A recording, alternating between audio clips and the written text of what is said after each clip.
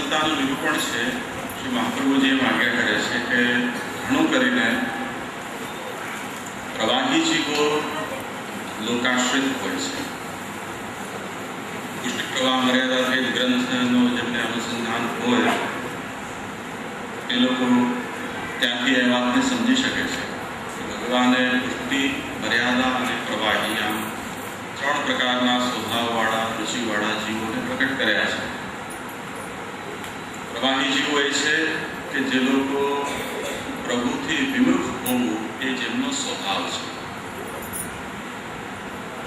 ભગવાને પ્રવાહી જીવોના સંબંધમાં ગીતામાં આસુરી શબ્દનો પ્રયોગ કર્યો છે. મહાપ્રભુજી અહીંયા એનો બીજો પર્યાય પ્રવાહી કહી રહ્યા છે. કેમ કે અસુર છે એ દેવના વિરોધી અસુર એવો એક રૂઢ પ્રયોગ પણ છે, એટલે રાક્ષસ. પરંતુ પ્રવાહી જીવો કે આસુરી જીવો રાક્ષસ યોનિમાં જ હોય એવું આવશ્યક નથી. એટલે શ્રી મહાપ્રભુજી એ શબ્દને છોડીને રાક્ષસ યોનિ સિવાય પણ પ્રવાહી સ્વભાવ ધરાવનારા અથવા આસુરી રાક્ષસી સ્વભાવ ધરાવનારા મનુષ્ય વગેરે યોનિની અંદર પણ આ જીવો હોઈ શકે છે એ વાતને સમજાવવા માટે આસુરી શબ્દ ન વાપરીને પ્રવાહી શબ્દ વાપરી રહ્યા છે. ભગવાને ગીતામાં એના જે લક્ષણો બતાવ્યા છે એ અસત્યમ અપ્રતિષ્ઠંતે જગદામરનેશ્વરમ અપરસ્પર સંભૂતમ કિમન્યત કામહેતુકમ એતામ દૃષ્ટિમ નવષ્ટભ્ય નષ્ટાત્મા બોલપુત્રય પ્રભવંત્યુગ્ર કર્માણિ ક્ષયાય જગતો હિતા કામમાશ્રિત દુષ્પુરા દંભમાન દદામિતા વગેરે વગેરે 16મા અધ્યાયમાં બહુ વિસ્તારથી એના ગુણો લક્ષણોનું નિરૂપણ ભગવાને કર્યું છે. એ બધાનો સ્વારસ્ય શ્રી મહાપ્રભુજી એ સમજાવે છે કે આસુરી જીવનો મુખ્ય સ્વભાવ પ્રભુથી વિમુખ હોવું હોય છે. પ્રભુથી જે વિમુખ છે એ પ્રભુએ કહેલા શાસ્ત્રમાં પણ એની નિષ્ઠા થવી મુશ્કેલ છે. દાખલા તરીકે સંતતિ આપણી લોકની અંદર લોકો કહે છે કે આ છોકરો મારો બહુ ડાયો છે, આ બહુ આજ્ઞાકારી છે, આ એકદમ નપાવટ છે, આવા શબ્દોનો પ્રયોગ. કોઈ વાત માનતો નથી, કોઈ વાત સમજતો નથી, કંઈ એ કરતો નથી.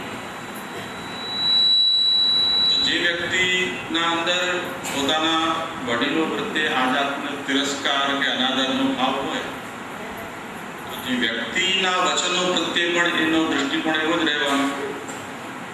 એના જે કોઈ પણ ઉપદેશો છે, એની જે કોઈ પણ સિદ્ધાંત પ્રણાલી છે, જીવન પ્રણાલી છે, એના માટે પણ એ તિરસ્કાર ધરાવતો હોય સ્વાભાવિક વાત છે.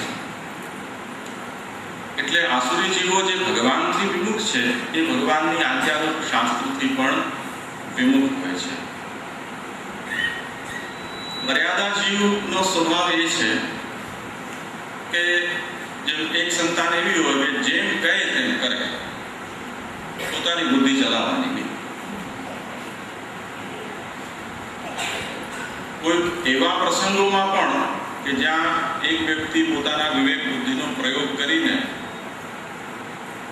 જેની આજ્ઞાનું પાલન કરી રહ્યો છે એના સુખના વિચાર કરીને કંઈ અલગ પણ કામ કરીને એમની પ્રસન્નતા મેળવી શકતા હોય. પરંતુ મર્યાદા સ્વભાવ હોય તો એ એવી વિચારસરણી ધરાવતો હોય છે કે નહીં, કીધું શું હતું. એક સામાન્ય દાખલો હતો કે માતા કે પત્ની, બહેન, કોઈ પણ ભાઈને વગેરેને પરિવારજનોને જમાડે. પોતપોતાની શૈલી હોય છે બધાની. કોઈ વ્યક્તિ એમ પૂછે કેટલી રોટલી મૂકું, એક દાખલો પૂછું તો પેલો કે 2 રોટલી. 2 રોટલી મૂકી દીધી. બોલે ડબ્બો બંધ કરીને ને બહાર ગઈ. ચાલો પતી. કીધું તું ને 2 રોટલી મૂકી દીધી. હવે પોતાનું કદાચ ઇવેલ્યુએશન પેટની સાઈઝનું કરવામાં ઘટાડો થઈ ગયો, ભૂખ ચારની હોય ને બે મોઢામાંથી નીકળી ગયું તો હવે ત્રીજી નહીં મળે. કીધું તું ને બે કહ્યું. અમારા એક પરિચિત છે, એ વલ્લભ વિદ્યાનગરમાં એમના સંબંધીને ત્યાં જાય તો એમનો સિદ્ધાંત એવો કે કોઈ પણ મહેમાન આવે પહેલા આવે પૂછી લે કેટલી રોટલી ખાશો.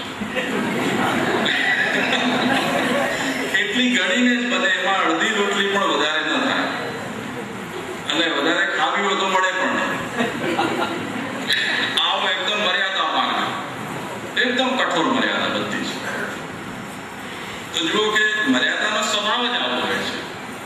એનો કોઈ ઉપાય નથી, એનો કોઈ ઇલાજ નથી. કેટલીક મર્યાદાઓ આપણે પણ અમુક વિષયોની અંદર આવા મર્યાદા માર્ગી વલણને ધરાવતા હોઈએ છીએ. અમુક જીવન શૈલીથી આપણે અભ્યસ્ત થઈ જઈએ પછી એ આપણી મર્યાદા બની જાય. એને આપણો એક સ્ટાન્ડર્ડ ઓફ લિવિંગ આપણે માની લઈએ કે આખી દુનિયામાં બદલાવ થઈ શકે પણ આમાં કંઈ આવું પાછું નથી. અમારે ત્યાં ભૂકંપ આવ્યો ત્યારે એક પરિવાર નજીકમાં હતા, પરિચિત છે, ફોજી સ્વભાવ છે.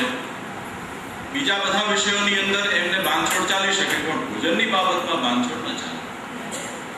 અમારું તો રસોડું બધું ધ્વસ્ત થઈ ગયું એટલે અમે બધા ખુલ્લાની અંદર ઠાકોરજીને પધરાવીને ખુલ્લામાં જ રસોઈ કરી અને બધું ક્રમ પહોંચતા હતા ભોજન કરવા માટે. પછી પાણી મળે નહીં કેમ કે લાઇટની આપણે ઇલેક્ટ્રિસિટીના આધીન થઈ ગયા એટલે બહુ સંકોચથી જલ વાપરવું પડે એટલે ભોજન પણ પાત્રમાં નતા કરતા, અમે હાથમાં કરતા હતા પાતળ વગર લઈને. નિરાતે બેસીને કરવા માટેની પણ એ હતી નહીં કેમ કે ક્યારેક આવી પડે ભાગવું પડે તો ઉભા હરતા ફરતા એમ તે વખતે ઇમ્પોર્ટન્ટ વસ્તુ નથી. અત્યારે ઇમ્પોર્ટન્ટ એ છે કે ભાઈ આપણે સુરક્ષિત કેવી રીતે રહીએ, ઠાકોરજી સુરક્ષિત કેવી રીતે રહે, પરિવારજનો સુરક્ષિત કેવી રીતે રહે. આ વિચાર એક પ્રમુખ બની ગયો, બીજું બધું ગૌણ બની ગયું. પણ મેં જ્યારે જોયું કે એ લોકો જ્યારે રસોઈ કરી અને ભોજન કરી રહ્યા હતા ત્યારે અથાણું કેમ નહીં, પાપડ કેમ શેકાયા નહીં, કચુંબર કેમ આવ્યું નહીં. અરે યાર, મેં કીધું તમે ખરેખર બદલીએ છો. આવું જ્યારે વાતાવરણ છે તે વખતે પણ આટલી સ્વસ્થતા અને એટલી ચીવટથી માણસ ભોજન કરી શકે તો ખરેખર પ્રાતસ્મરણીય સાષ્ટાંગ દંડવત પ્રણામ કરવા યોગ્ય વ્યક્તિ ગણાય. બીજા બધામાં ચાલશે, બાંધછોડ કપડાં નહીં ધોવાયા હોય તો ચાલશે, દુકાનની ખુલી હોય તો ચાલશે, છાપુની ઊંચાઈ હોય તો ચાલશે. ભોજનની અંદર જે આપણને 32 વસ્તુ જોઈએ તે જોઈએ, એમાં કોઈ ફેરફાર નથી. તો જેવો હોય છે આવી જાતનું. ગાંધીજી વગેરે બાબતમાં પણ કહેવાતું હતું, કસ્તુરબા મરણાસન્ન હતા ત્યારે પણ એમનો જે ટાઈમ હતો પરફેક્ટ, આ ટાઈમ ઉપર અમારે આ કામ કરવું.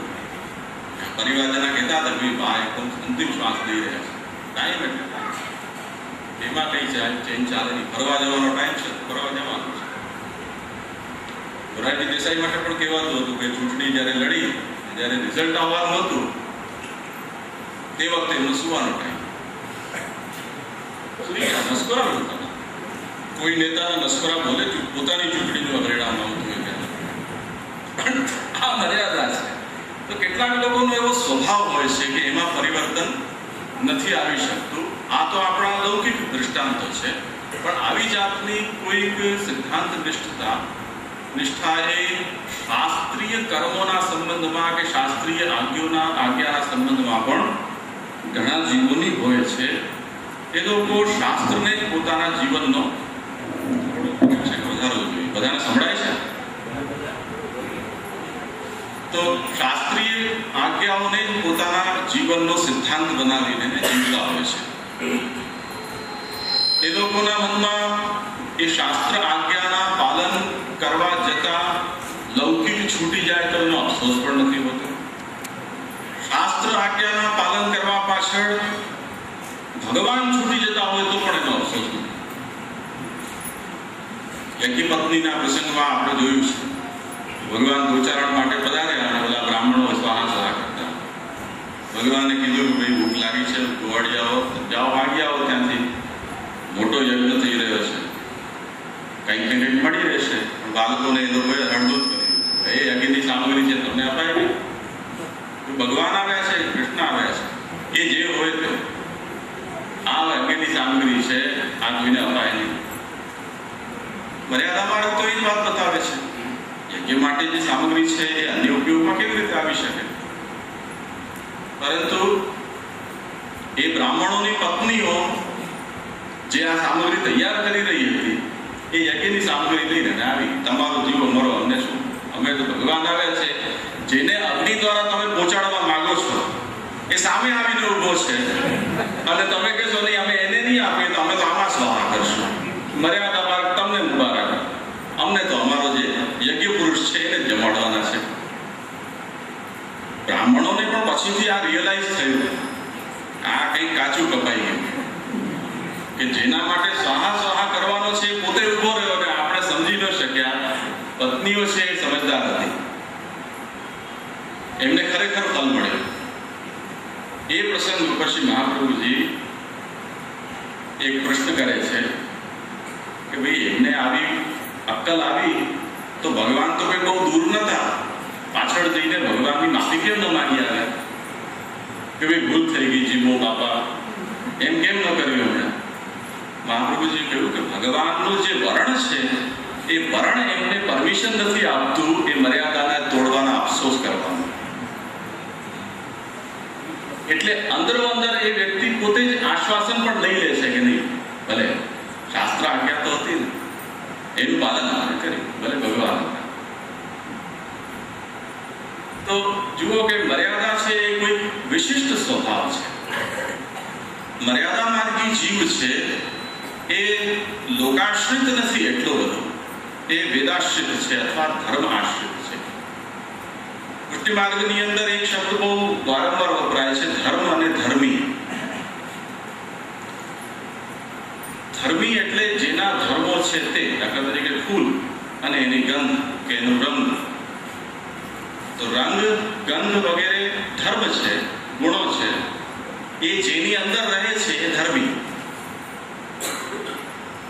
એમ ભગવાન છે એ ધર્મી છે અને ભગવાને જે રૂપોને કે જે ક્રીડા કે નામને પ્રકટ કર્યા છે એ ભગવાનના ધર્મ છે, કેરેક્ટરિસ્ટિક્સ આપણે કહી શકીએ, ગુણો. મર્યાદા માર્ગ અને પુષ્ટિ માર્ગમાં જે બહુ મોટો તફાવત છે એ આ જ છે. ધર્મનિષ્ઠા એ મર્યાદા માર્ગનું પરિચાયક લક્ષણ છે અને ધર્મી નિષ્ઠા એ પુષ્ટિ જીવનું પરિચાયક લક્ષણ છે. એટલે ધર્મને ભોગે ધર્મીને પકડવાની મનોવૃત્તિ પુષ્ટિ જીવોમાં પ્રબળ હોય છે. એનું દ્રષ્ટાંત દોસોબાન વૈષ્ણવમાં ઓલા બ્રાહ્મણની વાર્તામાં આવે છે, એને જનોઈ તોડીને એને ગુહારીમાં બાંધી દીધી. બ્રાહ્મણોની કથા નથી,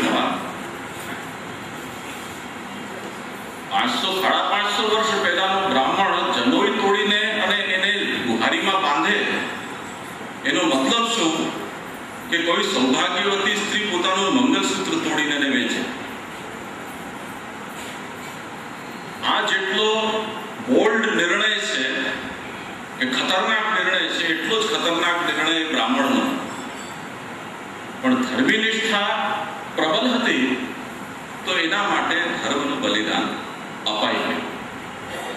એમાં એમને કોઈ એનો સંકોચ નથી.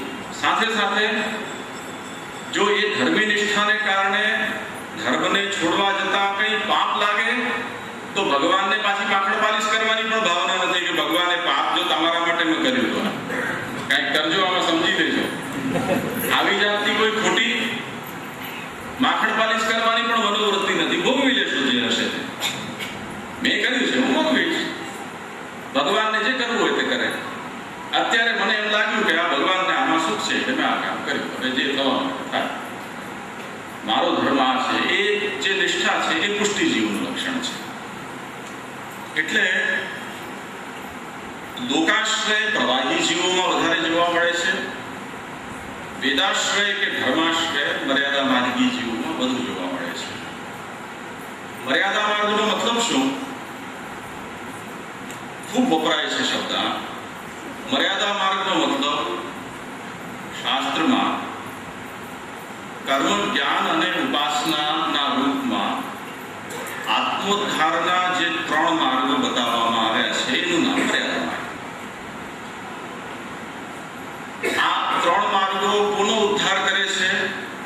શાસ્ત્રની દૃષ્ટિમાં જે વર્ણાશ્રમી છે તે, એટલે બ્રાહ્મણ, ક્ષત્રિય, વૈશ્ય, શૂદ્ર બ્રહ્મચારી, ગ્રહસ્થ, વાનપ્રસ્થ અને સંન્યાસી, આ 4 વર્ણ અને 4 આશ્રમ. આ માર્ગોનો કંઈ પણ અધિકાર કોઈ પણ રૂપમાં હોય તો વર્ણિનો અથવા તો આશ્રમીનો. તે સિવાય અન્ય કોઈ માટે વર્ણાશ્રમના મર્યાદા સિવાય આ ધર્મો કોઈને કામ આવતા નથી.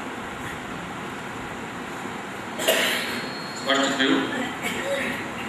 અહીંયા એ વાત બતાવવામાં આવી રહી છે કે હું એમ સમજુ છું કે હું બ્રાહ્મણ છું, તમે એમ સમજો છો કે હું વૈશ્ય છું, કોઈ પોતાને ક્ષત્રિય સમજે છે, કોઈ પોતાને શૂદ્ર સમજે છે.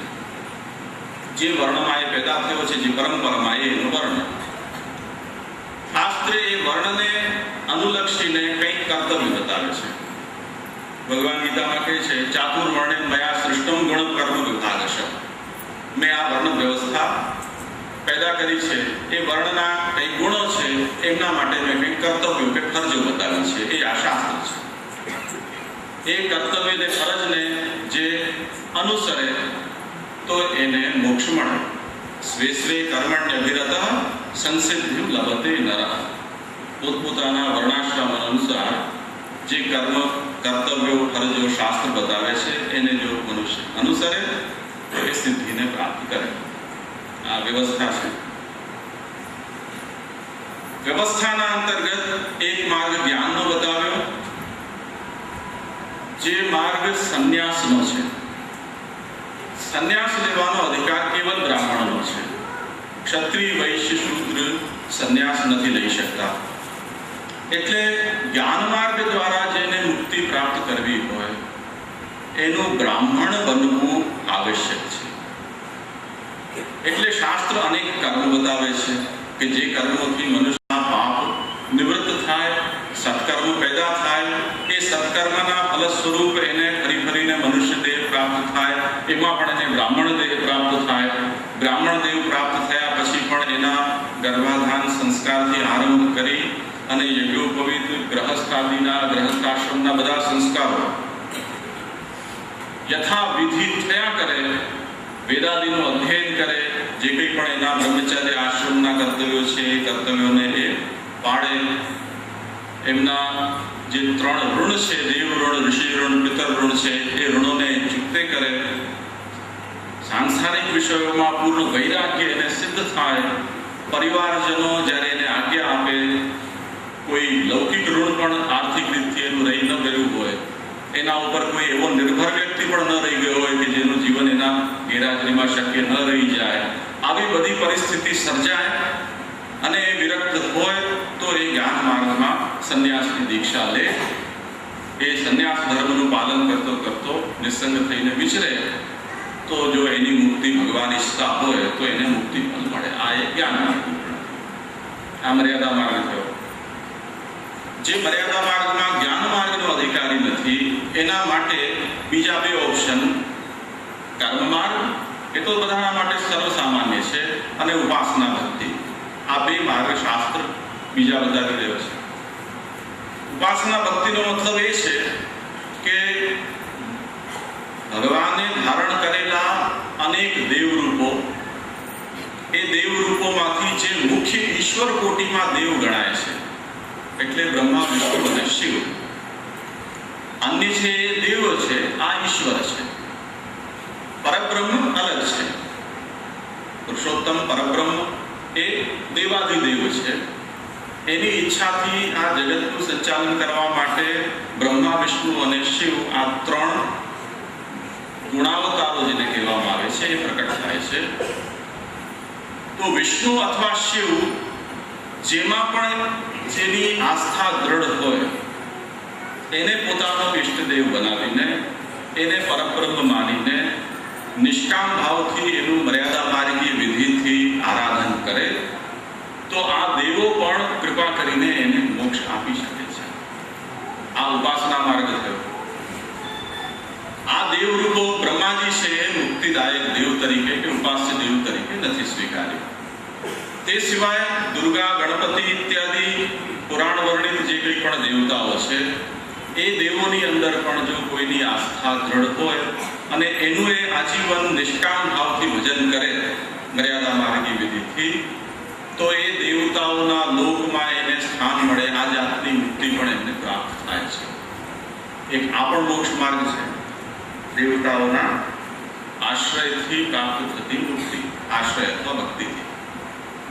જે કોઈ દેવરૂપની અંદર પોતાની નિષ્ઠાને ન કેળવી શક્યો હોય એવો વ્યક્તિ પોતપોતાના વર્ણ અને આશ્રમ અનુસાર શાસ્ત્રે એને જે કર્મ કરવાનું કહ્યું છે, નિષ્કામ કર્મ, ભગવદ બુદ્ધિથી કર્મ, પ્રભુને સમર્પણ કરવાની બુદ્ધિથી કર્મ જો એ કરતો રહે તો એ પોતાના આશ્રમના કર્મો દ્વારા પણ એને મુક્તિ પ્રાપ્ત થઈ શકે છે. આ વ્યવસ્થા શાસ્ત્રે ઉદ્ધાર માર્ગોના રૂપમાં બતાવી છે, જેને આપણે ફરીથી સંક્ષેપમાં સમજી લો. ઉપાસના ભક્તિ, મર્યાદા ભક્તિ, કર્મ માર્ગ અને જ્ઞાન માર્ગ. આ ત્રણ મર્યાદા માર્ગ શબ્દથી પુષ્ટિ માર્ગમાં ઓળખવામાં આવે છે. હવે જુઓ કે ધર્માશ્રય, મહાપ્રભુજી કહે છે કે આ જે શાસ્ત્રીય ઉપાયો છે એ ઉપાયો ક્યારે સફળ થઈ શકે એની બે કન્ડિશન છે. એક તો જે ઉપાયો બતાવ્યા છે એમાં અણુમાત્રનો પણ ફેરફાર કર્યા વિના એને અનુસરવામાં આવે, આ એક શરત. અને બીજી તરફ આ માર્ગોના માટે જેને યોગ્ય માનવામાં આવ્યો છે એ પોતે શુદ્ધ અને યોગ્ય હોય, તો આ બંને વાત ભેગી થાય તો કઈ સફળતાની શક્યતા રહે છે. યદિ કર્મ છે એ એકદમ વિધિપૂર્વક કરવામાં આવ્યું છે પણ કરનાર શુદ્ધ નથી તો કર્મ સફળ નથી, એનું કોઈ ફળ નથી. કરનાર દૂધનો ધોયેલો છે પણ કર્મ યથાવિધિ નથી કરવામાં આવ્યું તો પણ એનું કોઈ ફળ નથી.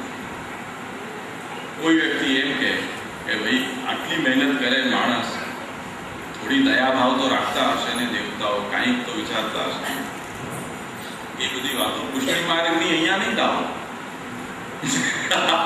આપણી પુષ્ટિ માર્ગની મનોવૃત્તિથી અહીંયા કોઈ કન્સેશન માંગવા જતા હોઈએ, ઓલા જેમ ટીચરો કૃપા ગુણ આપતા હોય છે, ગ્રેસ ચડાવવા માટે, એવું બધું આમાં લાગુ નથી પડતું. ખ્યાલમાં આવ્યું? એક વખત એવું થયું, અમારે ત્યાં કોમ્પ્યુટર બગડ્યું. એક મેકેનિકને બોલાવ્યો, બીજાને બોલાવ્યો, ત્રીજાને બોલાવ્યો. મારી જેટલી બુદ્ધિ હતી એની મેં પણ આપી, બધું કરી જોયું. લગભગ 3 દિવસ સુધી ભારી પુરુષાર્થ કર્યો. પછી એકદમ નિસ્સાધન થઈ ગયા. એમ વિચાર્યું કે હવે નવું મશીન લઈ ગયા, એ જ માત્ર ઉપાય બચે છે. સવારના મારા બાળકને લઈને એને ઉપર ગયો ત્યારે રમતમાં મોનિટર પાછળનો જે કેબલ છે એને જોડાતો હોય એને ખેંચી લીધું, એટલે લૂઝ કોન્ટેક્ટ હતું એ બરોબર ચાલુ મશીન ચાલુ થઈ ગયું. 3 દિવસ સુધી અમે લોકો હેરાન પરેશાન થઈ ગયા, કલાકો બગાડી નાખ્યા. આપણે મનમાં એમ થાય કે કાંઈક કૃપા વિચારવી જોઈએ, આટલું બુદ્ધિશાળી મશીન બનાવ્યું છે, પોતાની જરાય નથી વાપરતું. પણ ભાઈ મર્યાદા માર્ગ છે આ. પુષ્ટિ માર્ગ હોત તો કંઈક કૃપા આપવા કામ કરે.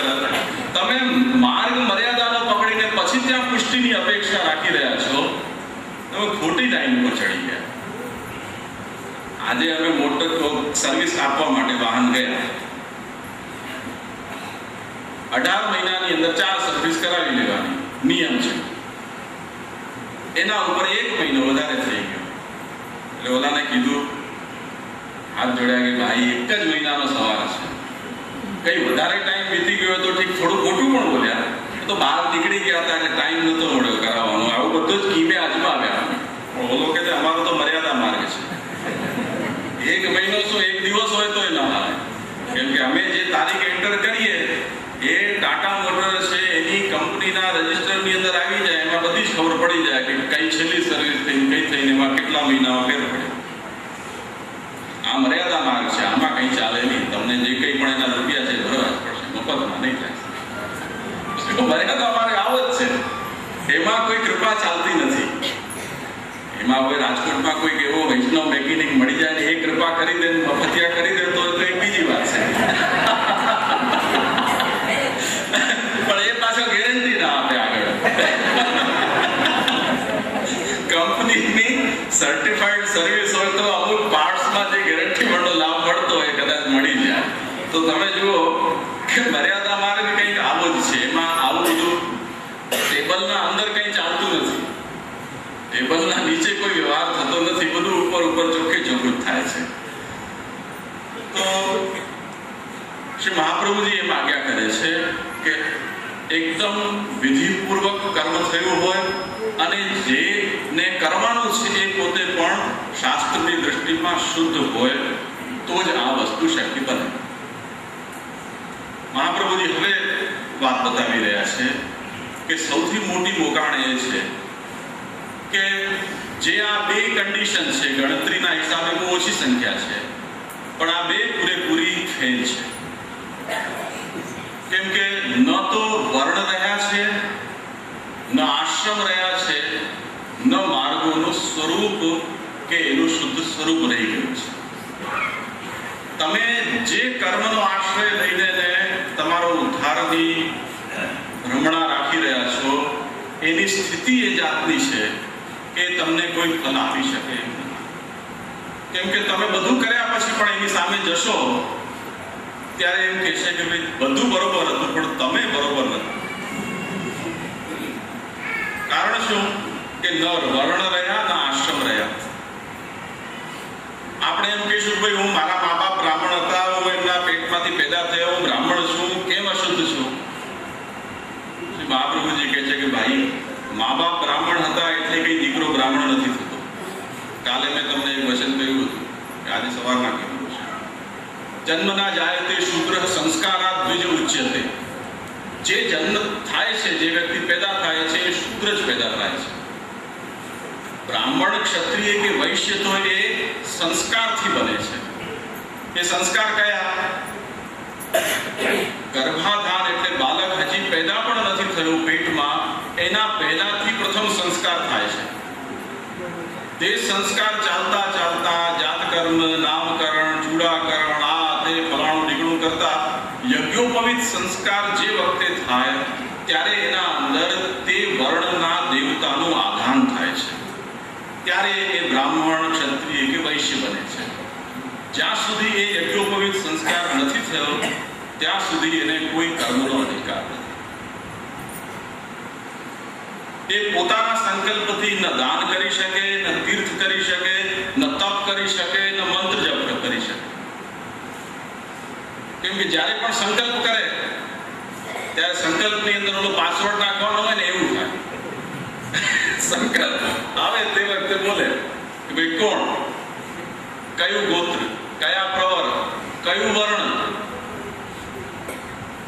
આપણે બધા નામ એન્ટર કરીએ પણ ઓકે છે કે ના આ કનેક્શન થતું નથી, પાસવર્ડ ખોટો છે, કોડવર્ડ ખોટો નખાઈ ગયો છે, આવું અમારી કોઈ માહિતીમાં નથી, આવી વ્યક્તિનું અસ્તિત્વ, બધું ફેલ થઈ ગયું. એટલે અધિકાર નિવૃત્ત થઈ જવાને કારણે વ્યક્તિનો, કર્મકર્તાનો જે કંઈ પણ કરવામાં આવે છે એ મર્યાદાની દ્રષ્ટિમાં બધું જ વ્યર્થ છે. એટલે શ્રી મહાપ્રભુજી આજ્ઞા કરે છે કે ક્રિયમાણે ન ધર્મસ્યાત અતસ્તસ્માત ન મોચનમ. કરવા છતાંય કંઈ થતું નથી તો તમે આનાથી મુક્તિ મળશે એ આશા રાખતા નહીં. આ વાસ્તવિકતા છે. એટલે ન તો કર્મ માર્ગ કોઈ ફલ આપી શકે છે, ન જ્ઞાન માર્ગ કોઈ ફલ આપી શકે છે, ન ઉપાસના માર્ગ કે ઉપાસના મર્યાદા ભક્તિ માર્ગ ફલ આપી શકે છે. શ્રી મહાપ્રભુજી હવે જો આગળ આ દ્રષ્ટિને તમે જોશો તો હવે વેદાશ્રયની વિફલતા કેવી રીતે છે બતાવે છે. કર્તા, કરનાર વ્યક્તિ, અહંકાર વિમૂઢેષુ સત્સુ પાપાનુવર્તિષુ લાભ પૂજાર્થ યત્નેષુ કૃષ્ણ એવ ગતિ. મહાપ્રભુજી અહીંયા સર્વસાધારણ વ્યક્તિ છે એનું દૃષ્ટાંત નથી લીધું. મહાપ્રભુજી દૃષ્ટાંતમાં એ વ્યક્તિને લઈ રહ્યા છે કે જે લોકો દુનિયાની અંદર સંત તરીકે પૂજાય છે, એની શું દશા છે એ તમે જોઈ લેજો, પછી તમે તમારું મોઢું કાચમાં જોવા જજો. જો ઓપનિંગ બેટ્સમેન જો ફેલ થઈ જતા હોય તો તમે પૂછડિયા હો તો કઈ આશા જ ન રાખતા. વાત એ છે અહંકાર વિમૂઢેષુ સત્સુ, જે સત્પુરુષો છે, રાષ્ટ્રીય સંતો હોય છે. હવે લોકો ગામમાં કોઈ જાણે નહીં ને હું ઘરની કોઈ એમ કેટલાક રાષ્ટ્રીય અને આંતરરાષ્ટ્રીય સંતને જગત ગુરુ બની જતા હોય છે અને પોતાના પુસ્તરો છુપાવતા હોય છે. એમની દશા કઈ રહી છે? અહંકાર વિમૂઢેષુ. વ્યક્તિના અંદર દૈન્ય હોવું જોઈએ, કેમ કે એ તો સાધક છે.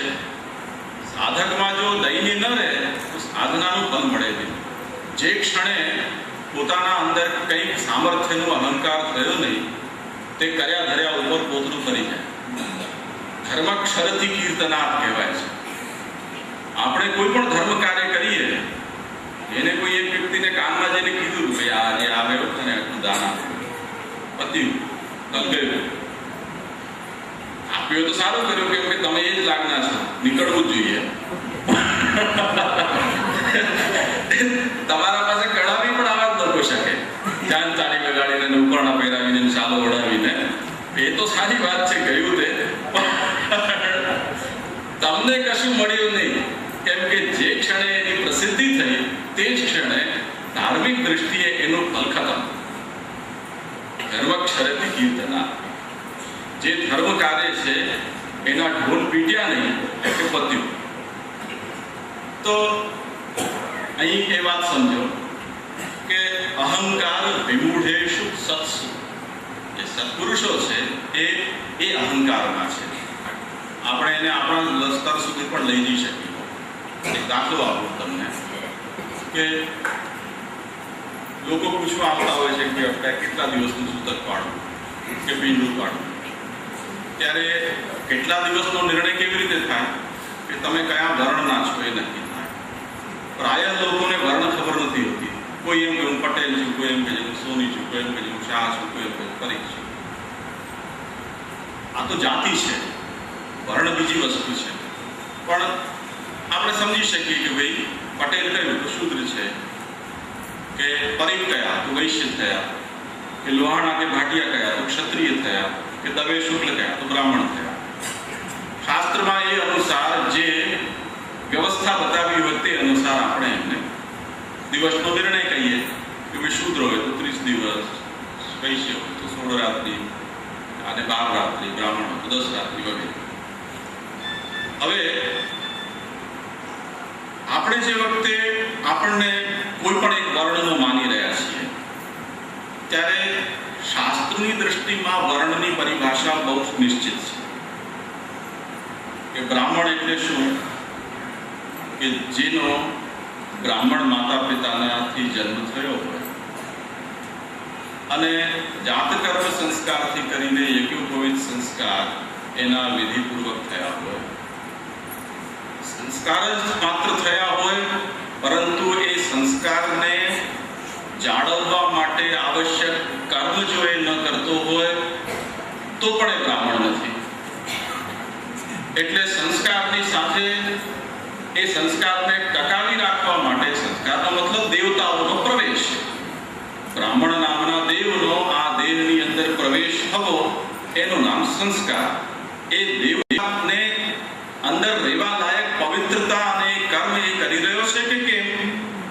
એટલે બ્રહ્મયજ્ઞ કરે છે, 3 સમય સંધ્યા કરે છે, વેદનું અધ્યયન કરે છે, બ્રહ્મચર્ય આશ્રમના જે અન્ય નિયમો છે એને પાળે છે, તો એ દેવ એના શરીરની અંદર છે. જો એ કર્મ નથી કરતો તો બ્રાહ્મણ જાતિ તરીકે તો એ બ્રાહ્મણ રહ્યો, પરંતુ એ દેવ એના શરીરમાં હવે નથી. એ તો ગુડ બાય કરી ગયા. કેમ કે એ કહી રહ્યા છે કે મારા જેવું ચોખ્ખાઈ અમને મળી નહીં એટલે અમે ઘર બદલી દીધું. બરોબર છે ને? તેમ છતાં પણ મારો અહંકાર એમ જ છે કે હું બ્રાહ્મણ છું. હું સંધ્યા કરતો હું કે ન કરતો હું, હું અગ્નિહોત્ર કરતો હું કે ન કરતો હું, કોઈ પણ પૂછશે તો હું તો એમ જ કહીશ હું બ્રાહ્મણ. કોઈ ક્ષત્રિય આવશે કે વૈશ્ય આવશે તો એમ કહીશ કે નહીં, હું બ્રાહ્મણ છું. બ્રાહ્મણો જન્મના ગુરુ, જન્મથી બ્રાહ્મણ ગુરુ છે, એટલે હું ગુરુ છું બધાનો. અહંકાર જોડીશ. શાસ્ત્ર તો ક્યારે કહી ગયો છે કે બ્રાહ્મણત્વ તો ક્યારનું ગયું, પણ પેલો અહંકાર ન ગયો કે હું બ્રાહ્મણ છું. એમ ક્ષત્રિયને પણ એ સ્થિતિ છે. કેમ કે જ્યારે પણ કોઈ કર્મનો નિર્ણય આવશે ત્યારે હું સૂતક 10 દિવસનું જ પાડીશ. ભલે હું શૂદ્ર થઈ ગયો, હું શૂદ્ર થઈ ગયો, હું 30 દિવસનું નહીં પાડું. શાસ્ત્ર તો કહી રહ્યો છે કે હવે તો ગયું બ્રાહ્મણત્વ, હવે તમારે 30 દિવસમાં આવો. મહિના દિવસનું સૂતક. પણ હું તો એમ કહીશ નહીં, બ્રાહ્મણ છું. તમે જુઓ, આ જાતનો અહંકાર છે એ પ્રત્યેક વ્યક્તિમાં છે. સંતની વાત જવાની જરૂર નથી ત્યાં સુધી. પ્રત્યેક વ્યક્તિ આ હકીકતથી જીવી રહ્યો છે. વર્ણાશ્રમનો એવો કચ્ચરઘાણ નીકળી ગયો. હવે એ વર્ણાશ્રમની યોગ્યતાને આધાર બનાવીને જો શાસ્ત્રીય કોઈ પણ કર્મમાં પ્રવૃત્ત થવામાં આવે તો એની લાયકાત જ નથી, તો એ કર્મ ક્યાંથી પડે? આ તો બહુ નીચેની સ્તર છે. સૌમ્ય તો બધું બહુ એડવાન્સ લેવલની વાત હતી. આ તો એનાથી પણ બહુ નીચા 10મા 12મા માળ નીચે ઘૂસી જાઓ એટલા સુધીની વાત છે. એટલી એ હદે આપણા મૂળિયા તો કપાઈ ચૂક્યા છે સનાતન ધર્મમાંથી. તો વાત સમજો કે તેમ છતાં પણ આપણે બધા જ આ અહંકારને જીવી રહ્યા છીએ અને આપણી હકીકત એમ જ માની રહ્યા છીએ. આપણી દીકરી દીકરાના લગ્ન હશે તો આપણે એમ જ કહીશું, બ્રાહ્મણ છે બ્રાહ્મણમાં જ લગ્ન થવા, ક્ષત્રિય છે ક્ષત્રિયમાં જ થવા જોઈએ, ભાટિયા છે તો ભાટિયા સેવા જ્ઞાતિમાં નાત બાર ન થાય છે. અરે યાર, હવે કોણ ભાટીઓ ને કોણ લોહાણો ને કોણ સોની, બધું પતી ગયું. હોય તો હવે જાતિઓ રહી ગઈ, વર્ણ જેવું કશું નથી. ફરીથી વાત સમજો. આનો અર્થ કોઈ એમ નહીં લેતા કે હું એમ કહી રહ્યો છું કે ગમે ત્યાં ગમે તે લગ્ન કરી શકે. નહીં તો મારે રાજકોટના બીજી વાર અવાશે વિવાદ છે. મારો કપનો મતલબ આ નથી. હું વાસ્તવિકતા બતાવી રહ્યો છું કે શ્રી મહાપ્રભુજીની દૃષ્ટિમાં આપણા બધાના મૂળા છે હવે એક સરખા જ છે. એમાં હવે આ વર્ણાશ્રમની દૃષ્ટિથી કોઈને સીગડા પૂછડા રહ્યા નથી, બધા એક સરખા છે. તેમ છતાં પણ આપણા આગ્રહો, આપણા અહંકાર એ નષ્ટ નથી થયા, એ એમના એમ છે. આ અહંકાર વિમૂઢતા છે. વિમૂઢતા શા માટે? કેમ કે જે માણસને અહંકાર આવ્યો, અહંકારનો મતલબ પોતાના વિષયમાં પોતે જે છે એવું જ્ઞાન નહીં, પરંતુ પોતાના કૃત્રિમ સ્વરૂપનું ભાન. અહંકાર આ છે. કોઈને પભા બનાવી દો, કૃત્રિમ થઈ ગયો. હવે કાંઈ ન હોય તો એ માણસ અડધો ફૂટ ઉપર ચાલે. એ કોઈ સામાન્ય માણસની સાથે બેસી ન શકે, એ સામાન્ય માણસ સાથે વાત ન કરી શકે, બધાને તુચ્છ ગણાય. કેવું કે પભા. તો હવે જો આ અહંકાર વિમૂઢતા આવી ગઈ ને, વિમૂઢતાનો મતલબ હવે એને કોઈ સાચી વાત સમજાય નહીં. સાચી વાત એને કોઈ ન સમજાય. એને પોતાના લેવલનું જ બધું સમજમાં આવે. પભના લેવલનું શું હોય? અરે આ માણસ તો બન, પહેલા પભ પછી થા. માણસ બનવાના ઠેકાણા નથી અને પભની કક્ષાની બધી વાતો આપણે કરતા હોઈએ. આ અહંકાર વિમૂઢતા છે. અહંકાર વિમૂઢેશ, અને એ વિમૂઢતા પાપને પેદા કરે છે. જ્યારે પણ આ વિમૂઢનો મતલબ વાસ્તવિકતાને ન સમજવી, ન સ્વીકારવી, સહન ન કરી શકવી, આ વિમૂઢતા છે. એને કારણે મનુષ્ય પાપાનુસરણ કરે છે. અર્જુનને ભગવાને એ જ વાત સમજાવી હતી કે તું વિમૂઢ થઈ ગયો છો. અત્યારે વિમૂઢતા એ જ હતી કે હું સ્વામી છું, તું સેવક છું. તારું પ્રાકટ્ય મારી આજ્ઞાનું પાલન કરવા માટે થયું છે. ગુરુ હોય તોય મારવાના છે, બાપ હોય તોય મારવાનો છે, ભાઈ હોય તોય મારવાનો છે. અત્યારે એ વિષય વિચારણીય નથી. અત્યારે તારા સામે એક જ વાત છે, મારો સ્વામી શું કહી રહ્યો છે, બસ. એટલે તારી વિમૂઢતાને તેના દૂર કર. તું પોતે જે છો એ અવસ્થામાં તારા અંતઃકરણને સ્થાપિત કર, પછી તને બધી વાત સમજાશે. એ વિમૂઢતાને દૂર કરવાના આ બધા ઉપાયો હતા. એટલે અર્જુને આજે એક ભાઈ પ્રશ્ન પૂછતા હતા કામ ક્રોધના વિષયમાં કંઈક કહેશો. ભગવાને એ જ કહ્યું. અર્જુને સવાલ એ કર્યો કે બધું જાણવા છતાં પણ મનુષ્ય પાપાચરણ કેમ કરે છે?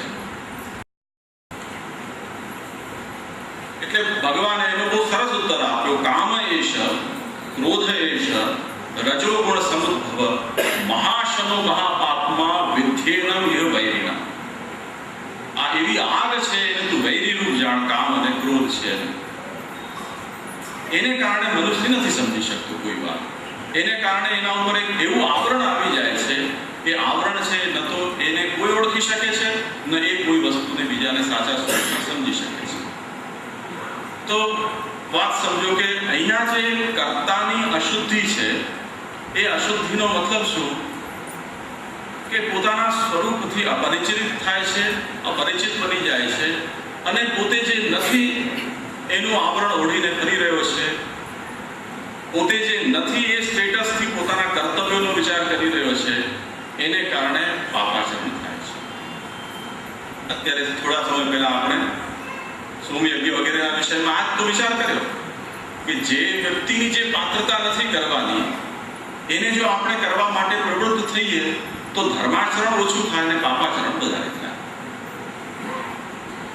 પ્રત્યેક કર્મમાં આ જ વસ્તુ છે.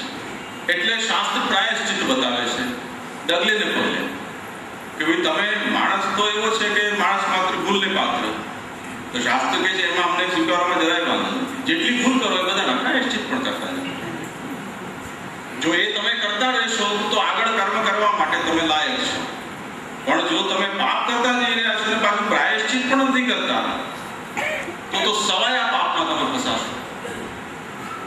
એક તો પાપાચરણ કર્યું એની અયોગ્યતા તો લઈને જ બેઠા છો, અપવિત્ર છો તે છતાં પણ કર્મ કરી રહ્યા છો, એ બીજું કામ.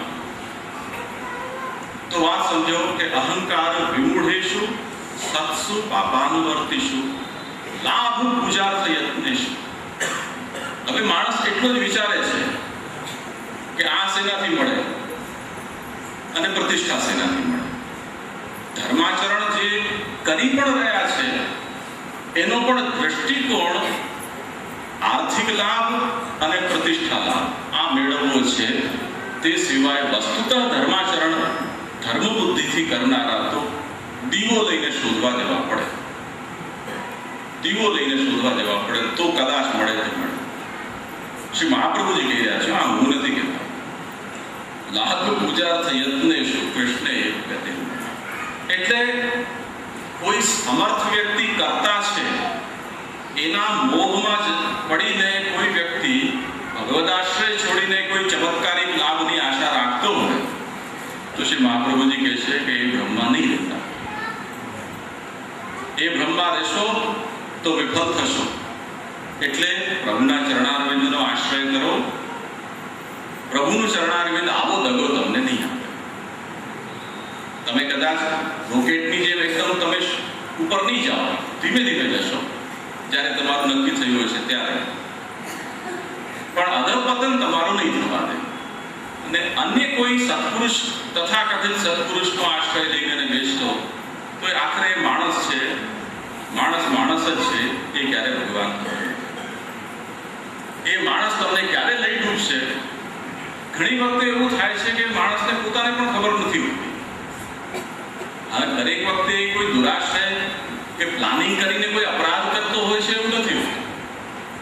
પણ પરંપરાથી અપરાધિક મનોવૃત્તિ આવી જતી હોય કોઈકને. દાખલા તરીકે 3 પેઢીથી જે ચોરીનો ધંધો કરતો હોય એને જે દીકરો થાય એને પોતે કોઈ કેલ્ક્યુલેશન નથી કરી, વારસાગત અમારો ધંધો છે, એમાં એને અપરાધનો પણ બોધ નથી. સહજતાથી સ્વીકારે છે કે મેં આ તમારો ધંધો છે. એને એ બોધ નથી. દાખલા તરીકે વેશ્યાવૃત્તિની અંદર જે લોકો પડેલા હોય એ લોકોના સંતાનો આ જ વૃત્તિની અંદર મા માટે દલાલી કરતો હોય. દીકરો જોજો હો તમે, દીકરો મા માટે દલાલી કરતો હોય, ભાઈ બેન માટે દલાલી કરતો હોય. એમના અંદર જરા પણ જ્ઞાનીનો ભાવ નથી, કેમ કે એમાં જ પેદા થયો છે કાદવમાં. એ જ એની વાસ્તવિકતા છે. એને એટલા જ સહજતાથી એ વ્યવસાય બનાવે છે જેટલી સહજતાથી કોઈ ડોક્ટર, વકીલ કે સોની પોતાના એ વ્યવસાય માનતો. એ માણસ અપરાધી વૃત્તિનો નથી, પણ એને જે પરિસ્થિતિમાં એ ફસાયો છે એને એની મનોવૃત્તિ બદલી દીધી છે. એમાં એને અપરાધ બોધ નથી. એટલે કેટલાક પ્રતિષ્ઠિત સંત જેવા પ્રકૃતિના લોકો પણ સિદ્ધાંત વિરુદ્ધ આચરણ કરતા જોવા મળતા હોય છે. અત્યંત અત્યંત વિરુદ્ધ આચરણ કરતા જોવા મળતા હોય. લોકોના મનમાં પણ એમ પ્રશ્ન થાય કે આટલો ત્યાગી સંત પુરુષ, આટલો જ્ઞાની, તેમ છતાં આવું કેમ? એ કેલ્ક્યુલેટેડ કોઈ ક્રાઇમ નથી કરી રહ્યો. એનો જે કંઈ ક્રાઇમ છે એ કેલ્ક્યુલેટેડ નથી, પણ એ વસ્તુતઃ અધર્મને ધર્મ સમજી રહ્યો છે. કંઈક એવી પ્રોબ્લેમ ત્યાં લાગી ગઈ છે કે એને વાસ્તવિકતા સ્વીકારવા નથી દેતી. ભગવાન માલિક છે, પણ જો એ વ્યક્તિના રવાડે આપણે ચડી જઈએ તો એનું તો જે થવાનું તે થાય, પણ આપણે પણ એના દોષમાં દોષી બની જઈએ છીએ. જેમ તમે જુઓ, દ્રોણાચાર્ય, ભીષ્મ, કૌરવ પક્ષની અંદર કેટલા જણાના તમે નામ ગણાવી શકશો કે જે લોકો બધા જ જાણતા હતા, સ્વીકારતા હતા કે આ બધું જે છે તે બધું નાટક છે, અધર્મ છે, પાપ છે. કોઈકને એમ બહાનું મળી ગયું કે મેં આનું અંગ ખાધું છે, કોઈકને એમ બહાનું મળી ગયું કે મેં એના બાપને વચન આપ્યું હતું કે આના દીકરાને સાચવવાના છે, કોઈકને એમ બહાનું મળી ગયું કે ભાઈ આણે મને દાસી પુત્રમાંથી રાજા બનાવી દીધો એટલે મિત્ર ધર્મ છે. દરેકને પોતપોતાના બહાના મળી ગયા, પણ હતું આખરે બધું પાપ, અને ફળ પણ એમને બધું એ જ મળ્યું. ભગવાને તો કર્ણને જઈને ખાનગીમાં ફોડવાનો પ્રયાસ કર્યો હતો યુદ્ધ પહેલા, કે ભાઈ તું ધ્યાન રાખ, તું કોણ છો સમજ તો ખરો. પણ કે એ બધી વાત સાચી, પણ એ જ પાંડવો જ્યારે ભરીસભાની અંદર મારું અપમાન થયું ત્યારે દુર્યોધન મારા પાછળ હતો, એણે મને રાજા બનાવ્યો. હું તો આટલું જાણું, બાકી બધા સિદ્ધાંતો ભૂલી જાઓ, ત્યારે મને યાદ નથી કરવા. ભગવાન કહે તારું તું જાણે, બીજું શું થાય. હવે મારા અર્જુનને બચાવવા મારે કંઈક કરવું પડશે. એ કઈ હવન ચાલે છે ત્યાં, એની ચિંતા નથી. કંઈક સ્વાહા સ્વાહા થઈ ગયું છે. સોમયજ્ઞ નથી હો, બસ બીજું બધું છે. અહીંયા તમને કઈ ફલ નહીં મળે. અન્યાશ્રય અને આશ્રય સમજ્યા છે, બીજું કઈ નહીં. તો જોજો, આમાં કોમેડીમાં ટ્રેજેડી છે, ટ્રેજેડીમાં કોમેડી છે, એવું છે. તો વાત સમજો કે હવે આ લોકોને બધાને પોતપોતાના બહાના છે, પણ ભગવાન એમ કહે છે કે છે બધા પાપના ફલ ભોગવનારા. ભગવાને જઈને નમસ્કાર કરી આવે, દંડવતે કરી આવે છે. વિષ્ણુ પિતા મને આખી દુનિયા નમતી હતી. ભગવાને જઈને એમને દંડવત પ્રણામ કરતા હતા. ફળ તમને શું મળશે? પાપના પક્ષપાતી હતા, આખી દુનિયા તમને કહે છે. દ્રોણાચાર્યને ફળ શું મળશે? પાપના પક્ષપાતી હતા, આ નિંદાત્મક ટીવી લાગેલું છે, એનાથી તમે નહીં બચી શકો. કંઈક ને કંઈક દુષ્ફળ પણ પ્રાપ્ત તો થશે, ભોગવવું પડશે. એ રીતે જે સંત પ્રકૃતિ કહેવાય છે એ વસ્તુતઃ સંત હોય, ચાહે તથાકથિત સંત હોય, પોતે માની બેઠેલો સંત હોય કે લોકોએ એને એ નામ આપી દીધું હોય, જે પણ સ્થિતિ હોય, એવા અંદર પણ જ્યારે આવી જાતના દુરાચરણ જોવા મળે છે, એ દુરાચરણનો હેતુ કોઈ ગણતરીપૂર્વક અપરાધ કરવાનો નથી હોતો ઘણી વખત, પણ એને જે ધર્મ માની બેસે છે એ જ ધર્મ છે એવું કોઈ બહાનું શોધી કાઢે છે અને એમાંથી બહાર નથી નીકળે છે. આ કોઈ બુદ્ધિના એવા ખટકા છે જે ખટકાનેથી આપણે બહાર નથી આવી શકતા, કેમ કે આપણે વિષયાધીન છીએ, ઇન્દ્રિયાધીન છીએ, આ જે મનોવૃત્તિઓ છે એના અધીન છીએ. આપણે એને અધીન નથી કરી શકતા, એટલે એના ફલ કે એનાથી આપણે બહાર આવી નથી શકતા. તે રીતે લાભ પૂજાર્થ યત્નેશુ જ્યારે અહીંયા કહેવામાં આવી રહ્યું છે, ત્યારે ઘણા લોકો, દાખલા તરીકે હું તમને આપું દૃષ્ટાંત, કે જેમ ભાગવત સપ્તાહનું નિરંતર હું કહેતો રહું છું, શ્રી મહાપ્રભુજીની દ્રષ્ટિમાં દક્ષિણા આપીને કે ફંડ ફાળવા માટે ભાગવત કથાનું આયોજન કરવું એ પાપ છે. શ્રી મહાપ્રભુજી કહે છે કે કથાકાર ખાવા ન મળતું હોય તો મરી જાય ઘરે ભૂખ્યો, પણ એ ભાગવતના નામે પૈસા ન દઈ શકે. તો લોકોએ શું રસ્તો કાઢ્યો કે વૃત્તિ ન કરી શકે એટલે અમે કંઈ નક્કી નથી કરતા, ઠેરાવતા નથી. ઓલો જે સ્વેચ્છાથી આપી જાય એ અમે લઈ લઈએ છીએ. તમે જુઓ કેટલી વિરક્ત પ્રકૃતિ, કેટલો વૈરાગ્ય છે.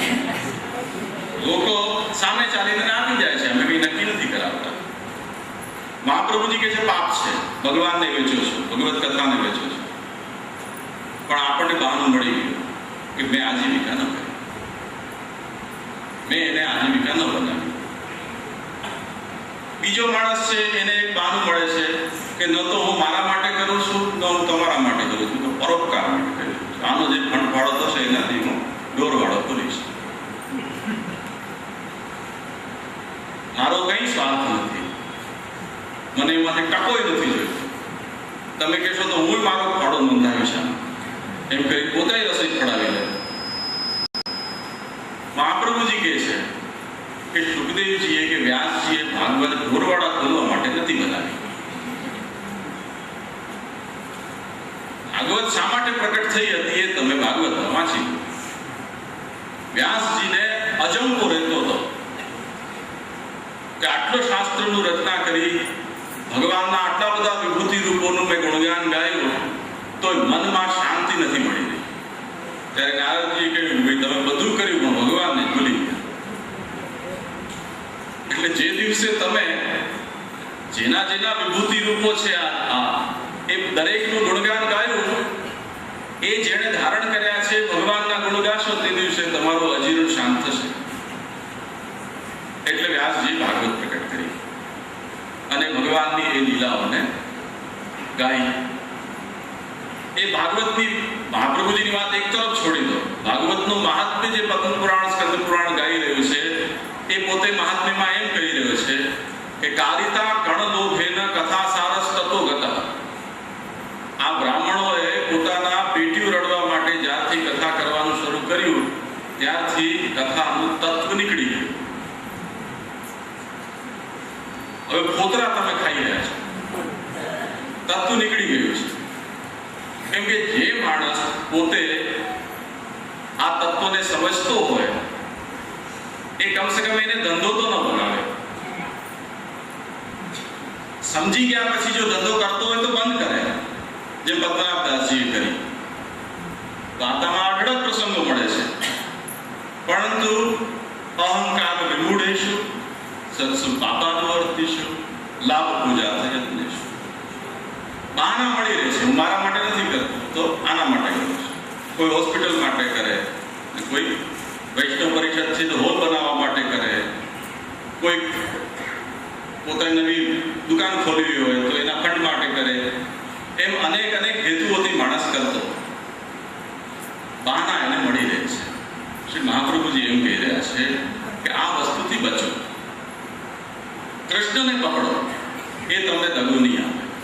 ત્યાં તમને પાખંડ જોવા નહીં મળે, ત્યાં તમને પાપાનુવર્તિતા જોવા નહીં મળે, ત્યાં શુદ્ધ વસ્તુ તમને મળશે. એટલે કર્તા જો સમર્થ હોય તો બાકી બધું એના અનુકૂળ થઈ જાય છે. આમ પણ લોકો તર્ક કરે છે. શ્રી મહાપ્રભુજી કહે છે એ બધી વાતો ભૂલી જાઓ. કર્તા સમર્થ હોય તે છતાં પણ અત્યારે એવા કર્તાઓ અપવાદના રૂપમાં જ કદાચ જોવા મળે કે જે અહંકારથી વિમૂઢ ન હોય, પાપાનુવર્તી ન હોય અને લાભ પૂજા પરાયણ ન હોય. એટલે સુરક્ષિત રસ્તો એ છે કે તમે કોઈ વ્યક્તિનો ભરોસો છોડીને ભગવાનના ભરોસે રહો. તેથી કૃષ્ણ એવ ગતિ મમ. આમ ધર્મનો જે મૂળ સ્તંભ, આધાર સ્તંભ કર્તા જે છે, એટલે કર્મ કરનાર વ્યક્તિ, ધર્મનું આચરણ કરનાર વ્યક્તિ, એનો આશ્રય પણ વિફલ છે. એ વાત બતાવીને ભગવાન મહાપ્રભુજીએ કૃષ્ણાશ્રયની મહત્તાનું વર્ણન કર્યું. એના પછી વેદાશ્રય કે ધર્માશ્રયમાં મંત્ર એ બહુ મહત્વનો મુદ્દો છે. કોઈ પણ કર્મ છે એ મંત્ર વિના નથી થતું. આપણે જાણીએ છીએ કે લૌકિક ક્રિયામાં પણ કંઈક મંત્ર હોય છે, શાસ્ત્રીય ક્રિયામાં પણ કંઈક મંત્ર હોય છે. લોકની અંદર નજર લાગી જાય, નજર ઉતારે ત્યારે કંઈક ગુड्डा ડોકરાઓ છે, કંઈક કંઈક બોલતા હોય, કંઈક એવું. મેં ઘણી વાર એમને પૂછ્યું શું બોલો છો તમે? એમ તો નાના બાળકને વારંવાર નજર લાગી જાય લોકો એમ કે, એટલે એ લોકો કંઈક ઉતારે ને કંઈક ઓટ પકડાવે. એ આપને ન ખબર પડે, આપણા કામનું નહીં. શું આ એ બધા એવું બધું કંઈક બોલે ને, આ એ બધા જાય એવું કંઈ કે લોકો હવે જો આ કોઈ શાસ્ત્રીય મંત્ર નથી, કોઈ પુરાણમાં, કોઈ તંત્રમાં, આગમમાં, વેદમાં ક્યાંય નથી. આ લોકોએ બનાવેલા છે. લોકોને એમ છે કે ભાઈ આનાથી બધું ભાગી જાય છે અનિષ્ટ, તો લોકમાં મંત્ર છે. આપણે જે રાષ્ટ્રગીત વગેરે ગાઈએ છીએ બધા મંત્ર જેવા જ તો છે. સારે જહાં સે અચ્છા હિન્દુસ્તાનમાં, રાષ્ટ્રભક્તિ માટે શું મંત્ર? તો આમ તો દરેક જગ્યાએ મંત્ર છે. શાસ્ત્રની અંદર મંત્રનું સ્વરૂપ વિશિષ્ટ છે. ત્યાં મંત્રને દેવરૂપ માનવામાં આવે છે. જે પ્રત્યેક પદાર્થનો ભૌતિક, આધ્યાત્મિક અને આધિદૈવિક સ્વરૂપ હોય છે, એમ શાસ્ત્રની અંદર વર્ણિત તમામ ધર્મ સંબંધી ક્રિયાઓના આ ત્રિવિધ સ્વરૂપો માન્ય છે. એટલે મંત્ર જેમ એક શબ્દના રૂપમાં છે, આપણે સાંભળીએ છીએ, એમ મંત્રના અંદર કોઈ સામર્થ્ય પણ છે. એ સામર્થ્ય જે દેવને કારણે છે, એ દેવ પણ એ મંત્રનું સ્વરૂપ છે. એટલે સર્વોત્તમ સ્તોત્રથી તો તમે બધા પરિચિત છો. એના આરંભમાં જ સર્વોત્તમ સ્તોત્રને ઓલો મંત્રની માફક આપણે ત્યાં કહેવામાં આવ્યું છે. એના આરંભના જ શ્લોકની અંદર બતાવી રહ્યા છે કે જેમ કોઈ પણ મંત્રના ઋષિ, દેવતા, છંદ, વિનિયોગ, ફલ વગેરેનું વર્ણન હોય છે, એમ આ સર્વોત્તમ સ્તોત્રમાં પણ કોઈ ઋષિ છે, એના કોઈ દેવતા છે, એનો કોઈ વિનિયોગ છે, એનું કોઈ ફલ છે. આ નિરૂપણ ત્યાં બતાવ્યું છે. શાસ્ત્રના અંદર પણ જેટલા પણ મંત્રો છે, કેટલાક તો વિધિના સ્વરૂપને બતાવનારા મંત્રો હોય છે, કેટલાક ઉપાસ્ય દેવના બીજ મંત્રો હોય છે, કેટલાક જે કર્મને સંપન્ન કરવામાં આવે છે એ કર્મના પદાર્થોની શુદ્ધિ કરવા માટેના મંત્રો હોય છે. એમ મંત્રના ઘણા બધા પ્રકાર છે. શ્રી મહાપ્રભુજી અહીંયા એક પ્રશ્ન ઉપસ્થિત કરી રહ્યા છે કે ભાઈ દેશ ગયું, કાલ ગયું, દ્રવ્ય ગયું, કર્તા દુષ્ટ થયો, પરંતુ શાસ્ત્રમાં એવું મંત્રનું મહાત્મ્ય વર્ણિત કર્યું છે કે ભાઈ આ નામ મંત્ર બોલી જાય તો એના બેડો પાર થઈ જાય, આટલા જપ કરી દે તો એને આ ફલ મળી જાય, આમ જપ કરી દે તો એને ફલાણું અનિષ્ટ નિવૃત્ત થઈ જાય. એમ મંત્રનું ભારી મહાત્મ્ય શાસ્ત્રમાં રહેલું છે. તો કદાચ આ રીતથી ઉદ્ધાર નહીં થાય તો મંત્રના બળથી તો ઉદ્ધાર થઈ શકે કે નહીં? શ્રી મહાપ્રભુજી એની વાસ્તવિકતા બતાવી રહ્યા છે કે અપરિજ્ઞાન નષ્ટેષુ મંત્રેષુ અવ્રત યોગીષુ તિરોહિતાર્થ દેવેશુ કૃષ્ણ એવ ગતિર્મમ. મંત્ર છે એ કોઈ એવી મેકેનિઝમ નથી જડ કે એ આપણે લૌકિક કોઈ ઉપકરણ છે એનાથી કોઈ કામ સિદ્ધ થઈ જાય એમ એ મંત્ર કોઈ સાધન સિદ્ધ કરી આપે. મંત્ર જીવિત વસ્તુ છે. એ જીવિત દેવસ્વરૂપ હોવાને કારણે દેવતાઓ, જેમ હમણાં મેં બ્રાહ્મણનું તમને દૃષ્ટાંત આપ્યું કે બ્રાહ્મણના દેહમાં બ્રાહ્મણ દેવ કઈ સ્થિતિમાં રહે છે, એ નિયમ, એ સંસ્કાર જો જાળવવામાં આવી રહ્યા છે અને એની જન્મ પરંપરા પણ શુદ્ધ છે, તો એની અંદર બ્રાહ્મણ દેવતાનો વાસ છે. નહીં તો એમાં એ બ્રાહ્મણ દેવતા નથી રહેતા. તે જ રીતે કોઈ પણ મંત્ર, એ મંત્ર માર્ગમાં એ મંત્રનો ઉચ્ચાર બતાવેલો છે. એટલે ઉચ્ચારની શુદ્ધિ આ અત્યંત બાહ્ય પાસું એમ. શુદ્ધ ઉચ્ચાર કરો છો કે નહીં? જેમ ઘણા લોકો આપણા વર્ણમાલામાં 3 સકાર છે, દંત્ય, મૂર્ધન્ય અને તાલવ્ય. એટલે સગડીનો, શકોરાનો અને ષટકોણ. પણ આ 3 સકારનો ઉચ્ચાર અલગ અલગ સમજી શકે કે સમજાવી શકે એવી જાતનું શિક્ષણ પણ નથી રહ્યું ને એવી આપણી જીભે નથી. એટલે બધું જગ્યાએ કાં તો શકોરાનો શ ચાલતો હોય, કાં બધી જગ્યાએ સગડીનો શ. જેમ શરદ બાવા બોલવું હોય તો શરદ બાવા બોલે, દાંતવે દંત્ય સકાર થઈ ગઈ. ભાઈ શકોરાનો શ છે, મીંડાવાળો શ, પણ સગડીનો સ બોલે માણસ. ષટકોણની અંદર ષટકોણ સરળ પડે ને, ઉચ્ચાર સરળ છે એટલે માણસની જીભ છે વળતી નથી. હવે જુઓ તમે, મંત્રની અંદર જો આ જાતના ઉચ્ચારની શુદ્ધિ ન હોય તો શાસ્ત્ર કહે છે મંત્ર ફલ નથી આવતું. કેમ કે અહીંયા તો 4 આંકડા સાચા ને એમાં એક માત્રા ખોટી હોય તો જ પાસવર્ડ ખોટો પડે. સ્મોલ લેટરમાં હોય ને કેપિટલમાં કરી દો તોય ન ચાલે. તો આ તો એટલો બધો જટિલ માર્ગ છે. એની અંદર ઉચ્ચારની શુદ્ધિ, ફરીથી વર્ણાશ્રમની વાત તો પાછી ત્યાંની ત્યાં છે, એમાં તો કોઈ પાછો બાંધછોડને અવકાશ જ નથી. વર્ણ અને આશ્રમ તો શુદ્ધ રૂપમાં હોવા જ જોઈએ. મંત્રના દેવતા, એનો છંદ, એના ઋષિ, એનો વિનિયોગ, એના ફલનું પણ પરિજ્ઞાન આવશ્યક છે. હવે સ્થિતિ શું થઈ ગઈ જુઓ તમે, છાપાઓની અંદર મંત્ર આવતા થઈ ગયા. ડોસીમાનું વૈદ્યું આવે ને એવી રીતે એ કોલમની અંદર એક મંત્ર પણ આવતો હોય, આ મંત્ર જપો તમને આ ફળ મળી જશે, આ મંત્ર જપો તમને આ ફળ મળી જશે. આ રીતથી મંત્રની દુર્ગતિ થઈ ગઈ. તો મંત્ર માર્ગ કઈ આટલો ઈઝી નથી. કેટલાક લોકો એવું દાવો પણ કરે છે કે અમને આનાથી ફળ મળે છે. હવે એમને કઈ પ્રણાલીથી ફળ મળે છે, કાકનું બેસવું ને ગાળનું પડવું એવી રીતે મળે છે કે મંત્રથી મળે છે, એ તો ભગવાન જાણે. શ્રી મહાપ્રભુજી એ વાત બતાવી રહ્યા છે કે મંત્ર માર્ગ એ બહુ જ ટેકનિકલ માર્ગ છે. એમાં મંત્રના ઉચ્ચાર, વિનિયોગ, ફલ, દેવતા, ઋષિ, છંદનું જ્ઞાન, પૂરેપૂરું જ્ઞાન આવશ્યક છે. એ જ્ઞાન હવે કોઈને રહ્યું નથી. કરતા દુષ્ટ છે એ તો ખરું જ, સાથે સાથે આ પરિજ્ઞાન નષ્ટેશુ, આ જે પરિજ્ઞાન છે એ નષ્ટ થયું. મંત્રેશુ અમૃત યોગીશુ, ઉચ્ચારણનો નિયમ કોઈ જાણતું પણ હોય, પરંતુ જે શુદ્ધિ, વ્રત, આહાર વિહારના સંયમ, બ્રહ્મચર્યનું પાલન ઇત્યાદિ પૂર્વક જે મંત્રનું અનુષ્ઠાન કરવાનું હોય છે, એ વ્રતોને પણ કોઈ પાળતું નથી. તે સ્થિતિ